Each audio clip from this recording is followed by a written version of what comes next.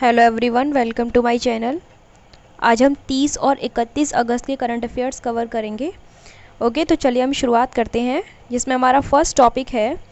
हाल ही में राजीव गांधी खेल रत्न पुरस्कार की राशि 7.5 लाख रुपए से बढ़ाकर कितने लाख कर दी गई है। ठीक है, तो वो राशि बढ़ा करके 25 लाख कर दी गई है। बाकी जो पुरस्कार दिए गए हैं उनकी भी राशि में बढ़ोतरी की गई है। ठीक है, वो मैं आपको बता देती हूँ। इतना मैं यहाँ पर आपको बता देती हूँ कि जो राजीव गांधी खेल रत्न पुरस्कार है, इसको स्टार्ट किया गया था 1992 में। ठीक है, अभी मैं आपको इतना ही बता देती हूँ। बाकी मैं सारे पुरस्कारों के ऊपर एक वीडियो लेकर आऊँगी, जिसमें आपको डिटेल में सब कुछ बता दिया जाएगा। ठीक है, तो खेल मंत्री किरण रिजिजू ने राष्ट्रीय खेल दिवस पर घोषणा की है कि राजीव गांधी खेल रत्न पुरस्कार की 7.5 से लेके ये 25 लाख कर दी जाएगी इसकी। तो ठीक है, आप याद रखना। अर्जुन पुरस्कार और द्रोणाचार्य आजीवन पुरस्कार की राशि 5-5 लाख रुपए थी, मतलब इन दोनों की, जिसको बढ़ा करके 15-15 लाख रुपए कर दिया जाएगा। द्रोणाचार्य नियमित पुरस्कार, उसमें कई सारी कैटेगरीज थी, एक आजीवन है और ऊपर से ये नियमित है।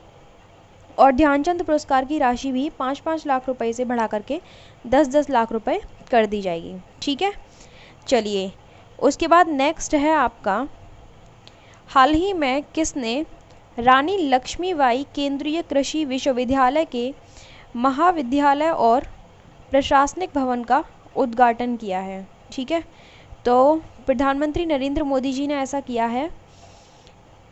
कहाँ पर किया है वो हम जान लेते हैं। वीडियो कॉन्फ्रेंसिंग के माध्यम से ये जो विश्वविद्यालय है झांसी में इसको खोला जाएगा। ठीक है, उत्तर प्रदेश के झांसी में इसको स्थापित किया गया है।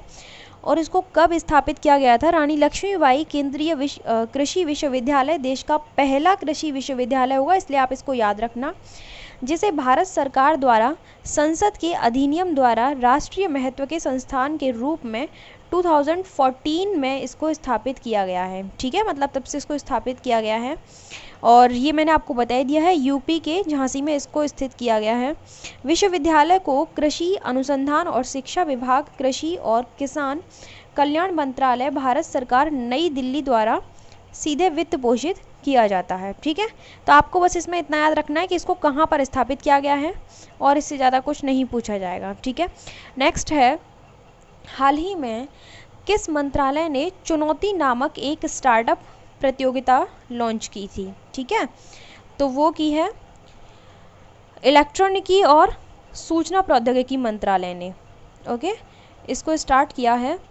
तो ये जो प्रतियोगिता है, इसका उद्देश्य क्या है वो जान लीजिए पहले आप। इसका उद्देश्य है देश के शहरों पर विशेष ध्यान केंद्रित करते हुए स्टार्टअप और सॉफ्टवेयर उत्पादों को बढ़ावा देना है। ठीक है, इसका उद्देश्य तो यही है, बाकी और इसमें कुछ ऐसा खास जानने के लिए नहीं है। ठीक है, तो चलिए हम नेक्स्ट देखते हैं। हाल ही में किस राज्य में पहली समुद्री एम्बुलेंस सेवा शुरू की गई है? तो वो केरल में स्टार्ट की गई है। ओके, केरल के मुख्यमंत्री पिनाराई विजयन ने केरल में तिरुवनंतपुरम जिले के विझिनजाम गांव में प्रतीक्षा नाम की पहली समुद्री एम्बुलेंस की शुरुआत की है। ओके, अच्छा, इसके साथ में ही अन्य समुद्री एम्बुलेंस जिन्हें केरल सरकार द्वारा तैनात किया जाना है, वे एक तो आपकी उनमें से एक तो आपकी प्रत्याशा है और उसके बाद आपकी करुणा है। ठीक है, प्रतीक्षा को कोचीन शिपयार्ड लिमिटेड द्वारा निर्मित किया गया है। बस आप इसका नाम याद रखना, हो सकता है क्वेश्चन में इस नाम के थ्रू आपसे क्वेश्चन पूछ लिया जाए एग्ज़ाम में। और कहाँ पर इसको स्टार्ट किया गया है तो वो आप याद रखना, केरल में। ओके, नेक्स्ट है, राष्ट्रीय खेल दिवस कब मनाया जाता है? 29 अगस्त को मनाया जाता है। वो मैं ऊपर आपको बता सकती थी जब उसको उसमें राजीव गांधी खेल रत्न के उसमें स्टार्ट किया गया था, मैंने इसीलिए नहीं बताया था क्योंकि आगे वो आना था। ठीक है, तो ये 29 अगस्त को इसको मनाया जाता है। अच्छा, किसकी याद में मनाया जाता है, किस उपलक्ष्य में मनाया जाता है? तो भारत के हॉकी टीम के स्टार, जिनका नाम है मेजर ध्यानचंद, की जयंती होती है। 29 अगस्त 2012 को पहला खेल दिवस मनाया गया था।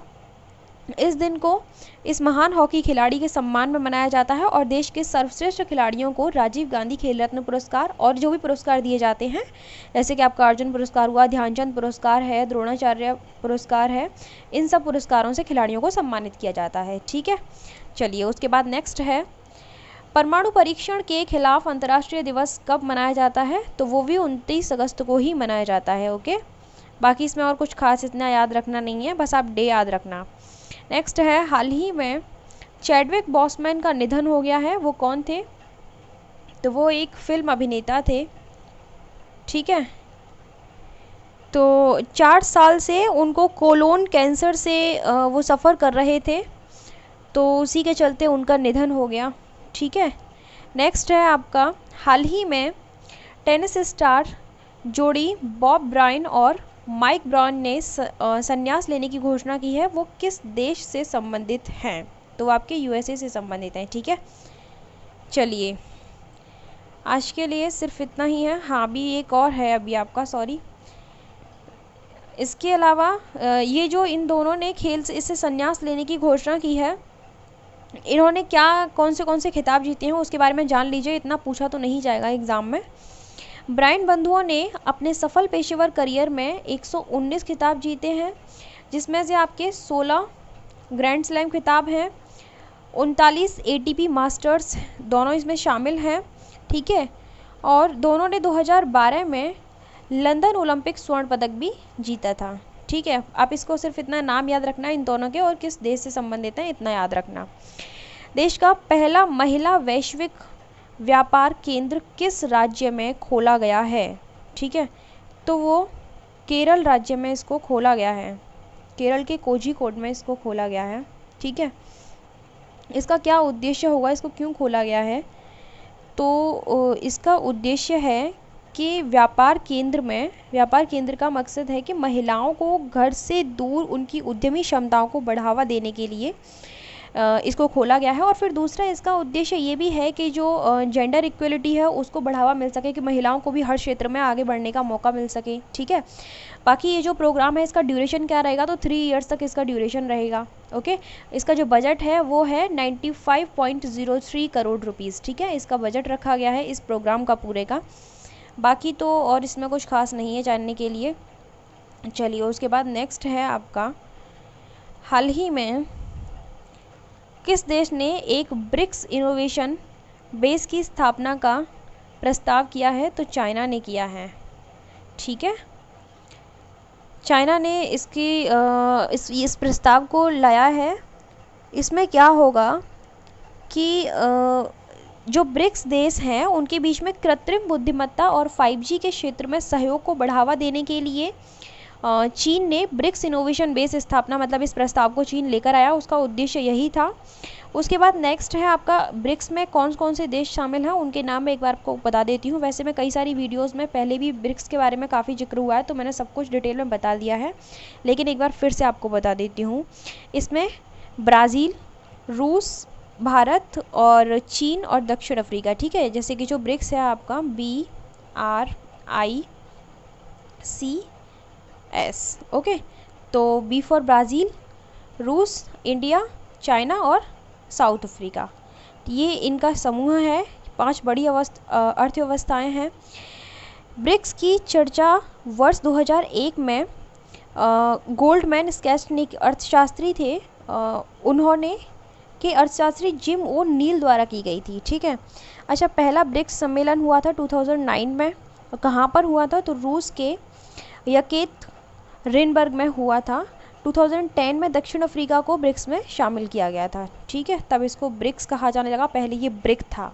ओके, चलिए तो आज के लिए सिर्फ इतना ही है। Thank you so much for watching my video.